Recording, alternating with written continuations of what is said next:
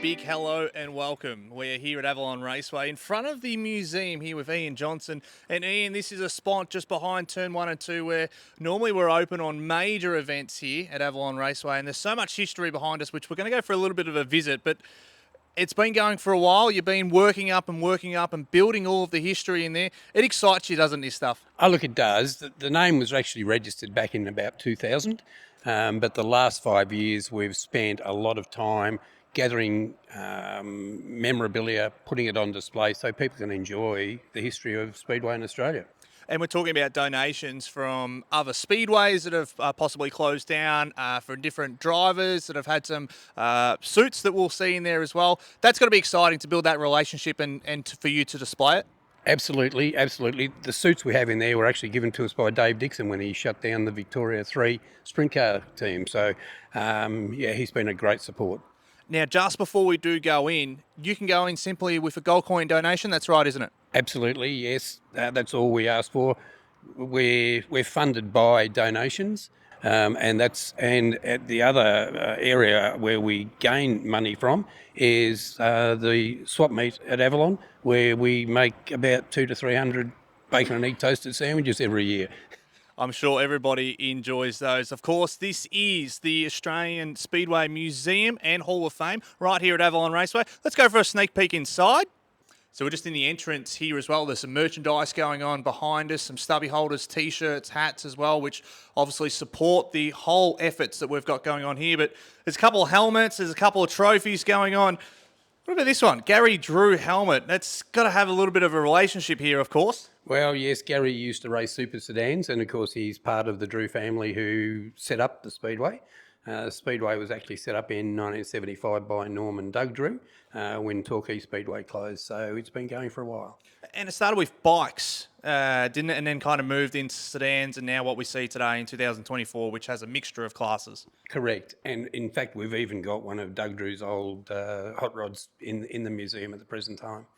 As we make our way in here, there is so much history that we can see, and on any given night it changes. We have a number of drivers, some previous drivers that come in and want to display their cars. It's so good to have some great relationships with drivers on the sprint car nights that bring some vintage cars in here. Oh, absolutely is, and we have a good relationship with the Speedway Historics through Kevin McCallum, and of course Andy Pearce also with well, they call them speed cars, I still call them midgets. Of course, we're looking at the Richard Dick Pearce TQ here, which of course is a 500cc Sunbeam motorcycle engine that's in there. And Andy Pearce, as you mentioned, has been a big contributor to bringing some vintage and historical information back, whether it be through the midgets or anything else. But he's been a big helping hand in bringing this together in a number of elements. Oh, absolutely. We can always rely on Andy to help us out when we need a display. We've got some GP midget history here as well. So we've got this 1982 car that sits with us. We've got the names on the boards of all the winners of the Grand Prix right here at Avalon Raceway. Talk to us a little bit about this one. GP midgets is not a class that we are normally seeing here at Avalon Raceway, but show up on the schedule on a regular basis. But it's been a rich history, of course, with the GP midgets going all the way back to 1970s. And we've got a bit of vintage here. Oh, absolutely. And look, they're great little hot rods. People love them because they're different. They sound great. They are quick. And this one is John Fowler's car, who he restored it and has lent us to us so we can put it on display and people can, and even the kids can come and sit in the car. John doesn't mind that. We talk about the grassroots of Speedway, and of course that is Speedway karts. You have a close relationship with Peter Green and the whole Avalon Speedway crew there. Doug Drew, the Doug Drew Memorial, this is the car that he drove, isn't it? It's one of the cars that Doug drove, and of course Doug is one of the founders of Avalon Raceway, along with his brother Norm. So yeah, we're pretty happy to have this in here and still in reasonable condition for its age.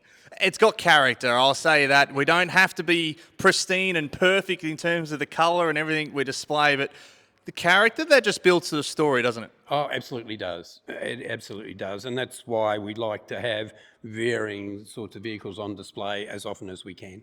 We've got a little bit of memorabilia here that we're talking about. we said just from the beginning that we started with bikes, and we see a number of bike magazines here as well. Every speedway's gone through a different era in terms of what was popular, what wasn't popular. Now, obviously, sprint cars are our mecca, but back in the day, it was bikes, and then we moved into sedans, and midgets have been a big part of that, and Australian titles, and all the history that you see here is dating back from when it started to up to the current present date, isn't it? Absolutely, and in fact, a lot of people may not realise, but the Victorian Speed Car title is the second oldest speedway title in the world. The Americans pipped us by about a month.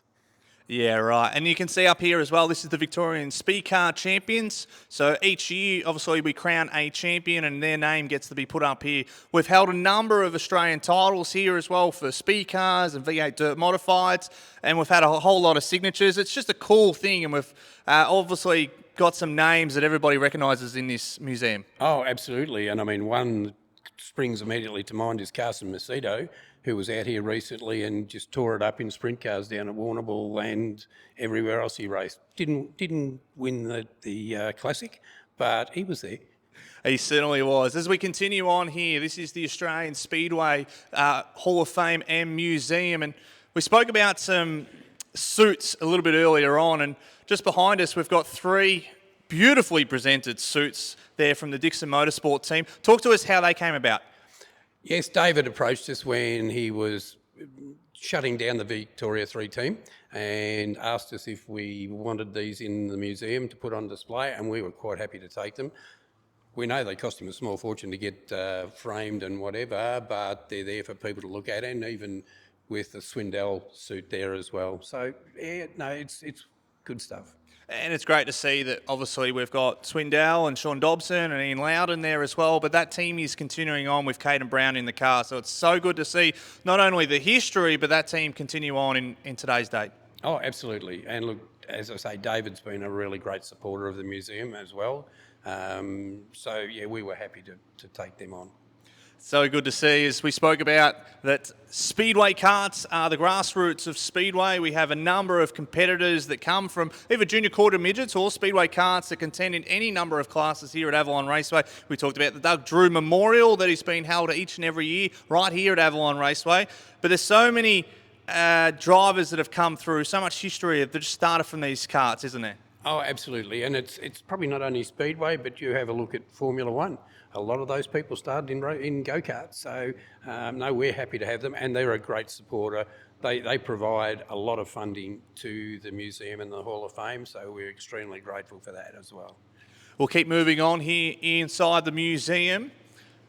And we've got the Robin Diane Locke number 4 car. Talk to us a little bit about it. Is this a Datsun 100, 1000? Is that what this is? I think it is, yes. And it's been...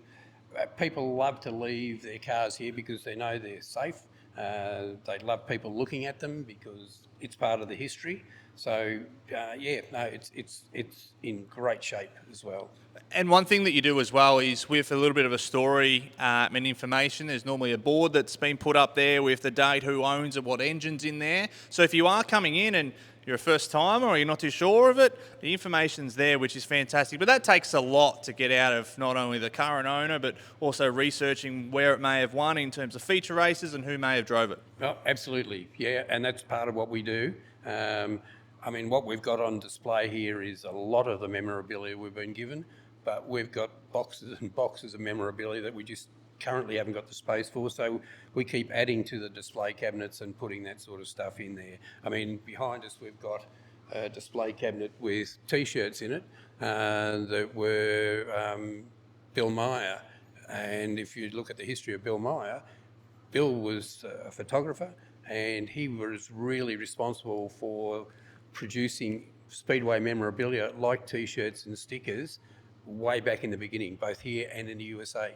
You talk about Bill Meyer and you talk about the Hall of Fames that are just behind here as well. This, of course, is the Speedway Australia Hall of Fame inductees. So everyone that gets inducted to the Hall of Fame gets their name up on this board, don't they? They do indeed. And I must admit we're a couple of years behind now, but we're on to Andy Hibbert to bring it up to date. But it needs to be. But again, it's the history of the sport.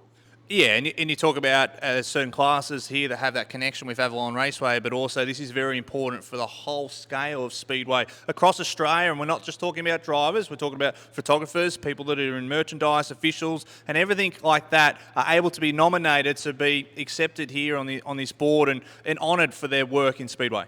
That is true, and at the present time, nominations are open for this year's inductees into the Speedway Australia Hall of Fame.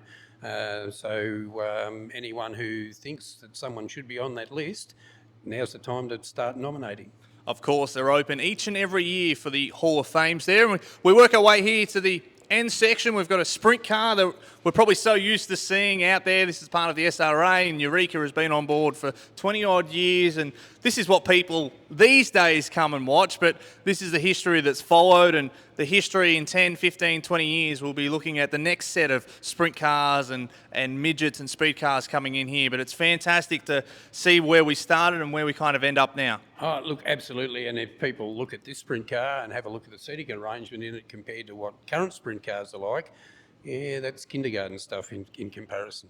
It's changed a lot, not only the way that we race, the formats that we race, but also a lot of safety that's changed over the last number of years, hasn't it? Oh, absolutely. And look, one of the things that we do here is we keep an ear out for the noise levels. And what we find now is most of these sprint cars are running between 98 and 102 decibels. And they're short races. They're 8 or 10 laps, so it's not an extended period of time, but they're a lot quieter than they used to be 20 years ago. Well, this is a bit of a mini tour here of the Australian Speedway Museum and Hall of Fame. There's so much more to see, but you're going to have to come down to Avalon Raceway, simply behind turn 1 and 2. It's a gold coin donation. There's merchandise available on the way in, but we can also reach you on a Facebook page that's been set up, can't we? Yes, I mean, I guess we've been a little bit slack in doing that, but we're hoping to have it up and running certainly within the next 2 or 3 weeks, and people can log on and we'll keep updating it so that the information's there and people can make comments, and yeah, nice comments would be good. So if you're watching this right now at Avalon Raceway and you want to come down to the Hall of Fame, simply cold coin donation, make your way in. If you've got a car sitting at home that's got a little bit of history, Ian Johnson is your man. You can simply contact him. You can come down here at Avalon Raceway. We can help you out. We want to make sure that we build this and keep the history. Ian Johnson, it's been an absolute pleasure to go for a tour here in the Hall of Fame and the museum. It's fantastic to see. You're doing a wonderful job with the whole team behind you. Best of luck with what's to continue over the next couple of years as you build it bigger and better. Appreciate it. And look, thanks very much for giving us the time to actually promote the Hall of Fame. No worries. Thank you very much.